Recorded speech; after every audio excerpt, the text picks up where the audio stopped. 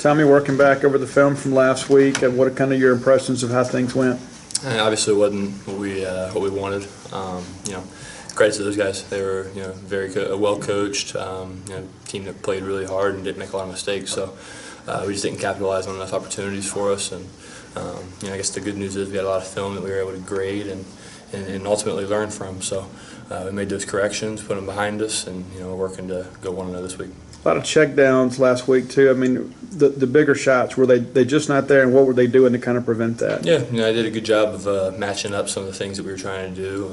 They were running with a lot of some of the deep shots that we had called, and ultimately the best thing to do with the ball was just to check it down and try to have one of those guys make a play. So, like I said, they're very well coached, they're ready to play, and ultimately they executed more than we did. I asked you on Saturday about the interception. You said something like, I missed one that's been on my checklist. Yep. As much as you can, I don't want you to give away a game plan or anything, but talk me through that. The overall checklist Yeah. I go through. So, I guess it starts with making sure that we're all lined up correctly, looking through what we have called, make sure everybody's in the right spot. I'll start on the boundary safety, see where he's at. If it's giving me any clues there, work through to the field safety, see if he's giving me anything. Come down to the overhang, the Sam linebacker, and going through those three guys, you start to have some sort of an idea of what the defense might do based off of some of the preparation things he did throughout the week. So did that, seen something that I thought could have been, I guess what I was thinking it was going to be, didn't confirm it, and ultimately, obviously bad things happen when you don't confirm it. So it's something that I guess, like I said, it's one of those things that you learn from, and try not to let it happen again. How can you work on the passing game this week, with an FCS opponent? I know you're probably not overlooking them, but it should be an opportunity for y'all to work on that vertical passing game.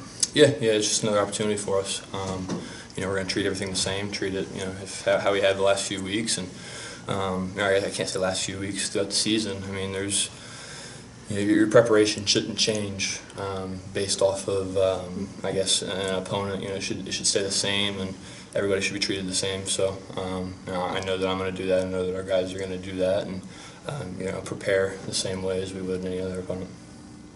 I know everybody hurts at this point of a season, but physically, where would you rate yourself right now? I'm good. Mm-hmm. Yeah, I feel fine. Obviously, there's still a little bit of soreness in from the game, but overall, nothing that's worrisome, I guess you could say. Mm-hmm. How well did your offensive line block for you? I mean, only one sack the entire game against Alabama. I know there's a lot of Mississippi State quarterbacks that haven't been able to say that.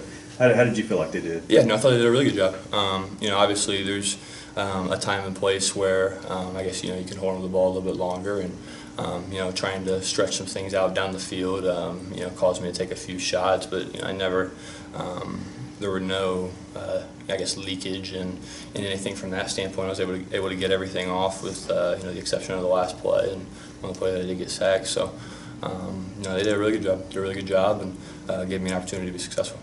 For the most part, fans and media look at the results of a play, but when y'all go over those plays and see if we do this, maybe 1% better, this here and there, can you see the progress of this offense and what you could do? Yeah, I think that it's probably something that gets overlooked a lot, I would say, by just the common fan would be just how something that seems so small can really affect a play. Football is the ultimate team game, and so if you have 10 guys doing the right thing and one guy messing up, and it could derail the whole play. And so just some things like that maybe you might not be able to see watching from your couch, or even miss on the field. I mean, there's things that we don't all see and coaches don't all see, and then we see it on Sunday and we're like, oh, obviously wish we could have made that adjustment then. But just one of those things where you just try to do your job every play. That's what it comes down to. And if everybody does their job, obviously we're probably going to like the result. How much of that can you take in these coming 2 games, knowing what's at stake and what you're trying to play for to make this offense be what you've tried all season to make it? I think that it definitely has a little bit to do with that. But kind of like I was saying, it should be the same approach for every single game. You want to master first the game plan, master what you're going to do, how you're going to attack a team, and that's what we're going to try to do. We're going to try to master this game plan, get ready to play this team, and do our best on Saturday. I think Osiris only has 2 catches over the last 4 games. Have you seen defensives play covering him differently than maybe at the beginning of the year? I'm sure that there's, probably some, based off of, some of the early games and how Cyro was able to play in the very beginning of the season, and, some adjustments to be made to, not let him be, I guess, the defense. If I were a defensive coordinator, like, okay, what's this team doing really well? How do we stop it and make other people beat us, I guess. And so, I guess you could say that. There's still been plays that Cyro's been able to make. I know they caught a touchdown, not for the Alabama game, but the week before that for the Arkansas game. And so it's not that we're working away from Cyro or anything like that. It's just trying to take what the defense gives us. When you have those days and maybe things aren't clicking, what's your message to the team on on the sidelines in the huddle to kind of keep them engaged? It's kind of just stay up. You got to continue. It's a long football game, obviously. To play.